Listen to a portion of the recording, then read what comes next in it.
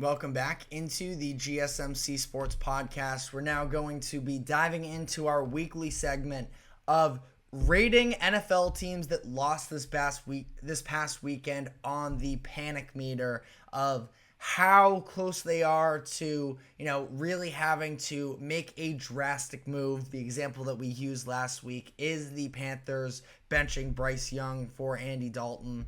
That was a 10 out of 10 on the panic meter. Now, obviously, they benefited from that move, but those are the sort of extremes that we're talking about. So we're going to be running through, starting with the losses that were suffered last night in Monday Night Football. The Jacksonville Jaguars are a 9 at this point. 1 being no worries whatsoever, 10 being pressing the panic button, of course, and the Jaguars were already playing with fire coming into this week. It has been a really bad product for them. You're talking about overall here, this is probably the 5 straight halves of football that they've looked really bad. I know that they looked better, I suppose, in the second half of that Bills game. Maybe you don't want to chalk that up to being all that bad, but overall here, this has just been a brutal stretch for the Jaguars, who are coming into this season, paying Trevor Lawrence this massive contract with expectations that now they're going to continue to ramp up into returning to being real contenders like they thought they were in 2022. And the opposite has proven true up to this point. The offense is a mess. The defense is a mess. I think that we are probably, counting down the days at this point to seeing Doug Peterson end up getting fired and the Jaguars trying to, make something happen. I think that they are just a very messy organization at this point, and I should have known better than, betting behind the infrastructure of this Jaguars franchise that has been poorly run for some time into thinking that they were actually going to be able to live up to the potential that they have. Because I do still think that they're a talented roster, but it has been nothing but a mess up to this point in the year. So they are probably knocking on the door of hitting that panic button and firing Doug Peterson.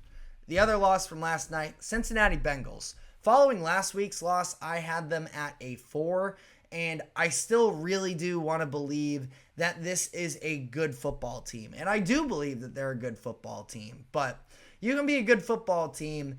It's still really hard to overcome an 0-3 start to the season. And ultimately, I feel like this is a situation where, you can talk yourself into the offense, and I do think that Burrow and Chase and Higgins are only going to continue to improve on that side of the ball now that Higgins and Chase are fully integrated, no longer holding out or no longer dealing with injuries, that they should be a competitive game week in, week out. But this year is about making the playoffs for them. And now they have a very uphill battle in front of them to try and overcome this hole that they've dug themselves into. And with 2 of the losses coming as 7.5-point favorites, there's something, this might just be the season that was brought from hell, considering the fact that T. Higgins and Jamar Chase were such big question marks heading into the year. Trey Hendrickson as well, your best player on defense. He had requested a trade at one point. So vibes definitely seem off with this team. They're almost at that full panic level, but I still also am confident enough in the talent that's on the roster that I'm not willing to fully rule them out in terms of postseason just yet. I have them as a 7. Cleveland Browns, in the same division, have one more win than the Bengals. So there is a good chance here that maybe I'm too high on the Bengals, but the reality of the situation is the Browns have looked disastrous every game of this season. The Bengals, at least, were competing, and there were flashes of a lot of good things on the offensive side of the ball. You can make an argument that they should have beat the Chiefs. Not going to talk about that pass interference call. But the Browns have just been so ugly of a football team, and just as a roster as a whole. Listen, I'm always for, good defense and sort of winning games in the trenches and such, but the Browns have a good defense, not quite the elite defense that they had last year. Plus, Myles Garrett is currently day-to-day with that foot injury that he sustained in the end of that Giants game. So, we'll see on that. Shouldn't be too long-term for them, but the offense has given them absolutely nothing to feel confident about up to this point, where after being basically gift wrapped a touchdown to start that game against the New York Giants when they fumbled the opening kickoff, and ultimately, Watson made a nice throw to Amari Cooper for the touchdown. They didn't even reach they reached actually the Giants side of the field once in that game, and then proceeded to get a false start penalty, so didn't actually even run a play in Giants territory until the second half, where Devin Singletary fumbled on his side of the field. So that offense is just so uninspiring at this point. The offensive line has been a disaster for them. That was one of the strong suits of them. They lost their offensive coordinator in Alex Van Pelt. You have to wonder whether or not that is playing a factor in here. But ultimately speaking here, I think that the Browns are in a very messy situation. The Houston Texans, they suffer their first loss of the season against the Minnesota Vikings, a team that coming into this year had zero expectations for them for the most part, and are doing a very good job up to this point of punching above their weight class. The Vikings are 3-0. The Texans on the other side of this, I think that this is a situation that shouldn't be too messy, all things considered. Nobody else in the division feels like all that much of a threat. A lot of people like the Colts. I'm a lot lower on the Colts, I think, overall, in terms of the now. Anthony Richardson still has a lot of growing, I think, to do, and that offense just has looked like a mess up to this point. But the Texans, for this game, they are going to be able to... For the Texans, they were without their top two running backs this past week in Joe Mixon and in Dameon Pierce. They should be able to bounce back moving forward here. I'm not worried about them really whatsoever. This is a team that's pretty clear-cut to me that should win their division, and I still think that they're ultra-talented. Stars just weren't aligned here. Vikings, it's a tough place to play in Minnesota. I think this is more about the Vikings actually being a good team than there being some real flaws with the Texans. So I have them at just a 2, which is similar to where I had the 49ers last week. But we'll get into them shortly here.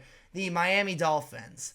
They're a 9 on the panic meter to me. And this is primarily about the injuries sustained to, of course, quarterback Tua Tagovailoa. And then this past week, they went in starting Skylar Thompson, who has been, a semi-reliable backup these past couple years. And then you find out that he got smoked. I can double check the numbers here. I think I saw that he was sacked something like 5 or 6 times, and that might actually be underselling it a little bit. I can do my double check here, but Skylar Thompson getting rocked into having a rib injury, and now he is out for who knows how long. Mike McDaniel spoke earlier this morning and said that the next 48 hours should be when the Skylar Thompson should have the next 48 hours to potentially see whether or not he's going to be available to play moving forward here. But Tim Boyle stepped in for them. Ultimately, this was never a game that they were really going to win. Can't believe this wasn't a game that I included in my best bets this past weekend. Seahawks were such a lock there, knowing that, the Dolphins quarterback situation is as messy as it is. As for now, it seems like Tim Boyle is going to be their starting quarterback. Tyler Huntley, or Snoop Huntley, is the backup there. We'll see if maybe he is able to win that rollover, but Dolphins without an explosive offense, I think, is a very bad situation to be in. And, their version of hitting the panic button might just be making a trade for a quarterback, and maybe they can dial things back in. But this is a tough situation for Miami to be in at this moment, but I have them at a 9 right now, considering all of that. Now moving on to the NFC, the Dallas Cowboys suffering their loss to the Baltimore Ravens. This is a 7 for me on the panic meter. The Cowboys are a team that I have been concerned with basically headed into this season. And yes, they were able to really take it to the Browns, which even considering what I think about the Browns, I mean, you do have to give the Cowboys credit for what was a good game then, and that's still a good Browns defense that the Cowboys were able to score on. But that being said, we're going back-to-back weeks of their defense just getting mauled on the line of scrimmage, them losing the line of scrimmage battle up front themselves. Feels like this is really just Dak is going to have to sort of backpack this team to a winning record, which for the record, I think that Dak, is it a little bit of stat padding? Maybe that in the fourth quarter he was able to, get his team back into this game. But I don't think that Dak's the problem with this Cowboys roster at the moment. They have a lot of holes across the board. And yes, part of that ties into how much money they're allocating to Dak, but that doesn't even, come into play this season. So I don't think that Dak can be the full scapegoat here. There's a lot of issues that this Cowboys team has, and I think that they are already a team that I was nervous about coming into the year, and basically all those issues of their offensive line and their running game being non-existent. Now you add into it that their defense is able to just be ran through. This is a team that I think could be in a lot of trouble. They're still very much in the mix at still 1-2, but I'm going to need to see a serious recalibration of who this team is moving forward. The San Francisco 49ers, last team on the list here. I have them slightly more panicked than I was at with them last week. Like I mentioned, they were a 2 last week. Now they're at a 3. This is getting to a point where the injuries that are stacking up are pretty detrimental to them. Just found out that defensive tackle Javon Hargrave is going to miss the entire regular season as well. But he could return for the playoffs. And that is ultimately my point with the 49ers, that they should be in great position to make the playoffs this year. I still think, even though you have Deebo Samuel not playing for you right now, Christian McCaffrey is on the IR, that I think they're going to be able to, hang around, and that they should still be a playoff team. But, it's something to keep an eye on, that maybe this is just a situation. George Kittle, of course, ended up being out for last game, so the injury squad almost pulled off that game against the Rams in what was ultimately the injury bowl. I thought Brock Purdy looked pretty good. I think that they will be able to bounce back moving forward, but definitely keeping an eye on those injuries. And the last couple teams here I want to talk about are the Tampa Bay Buccaneers and the New Orleans Saints, who sort of lit the world on fire to differing degrees through the first couple weeks, that both of them sort of early on in the season became the darlings, and now are in some situations where they're both coming off of disappointing losses, where Buccaneers losing to a Broncos team that had looked very bad offensively through the first couple weeks. Bo Nix finally looked like an NFL quarterback, which, credit to him, I was very much encouraged by what I saw from him, but never feels good to be the other team that sort of allows that to happen. And their offense as well looked like a lot of a mess in that game. And, the Broncos, credit their defense as well. I think their front seven and how well they've played up to this point in the season has been one of the most surprising aspects of the season to me.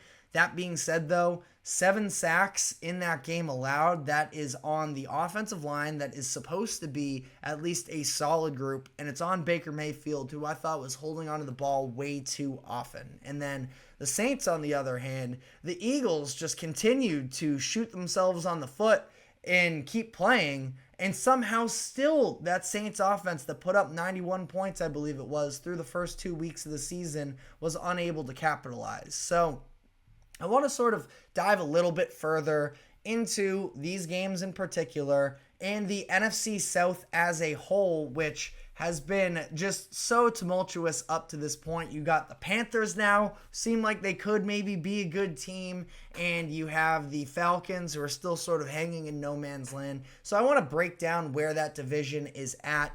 And sorry there. I want to break down those teams in particular and talk about where the NFC South is at moving forward. Before we do go to break here, I want to address a couple questions here in the comment section from Alex here. Is Hunter Henry a good starting tight end for fantasy football?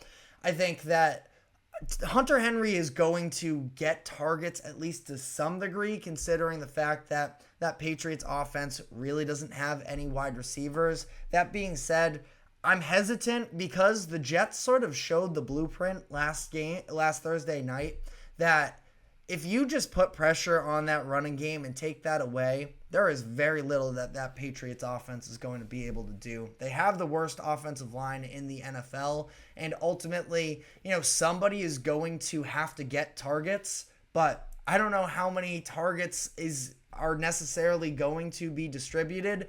I would keep Hunter Henry. I think he's worth a roster spot, and he's not a mess of an option by any means. At this point, tight ends have had a pretty slow start to the season that I think that Hunter Henry could be a good start moving forward. But that being said, I think that I would probably try and opt for another option. I don't think the ceiling is particularly high in an offense that isn't really going to be prioritizing the pass game. But we are now going to be diving into that NFC South furthermore here. But first, we have to take a quick break. Do not go anywhere. We will be right back.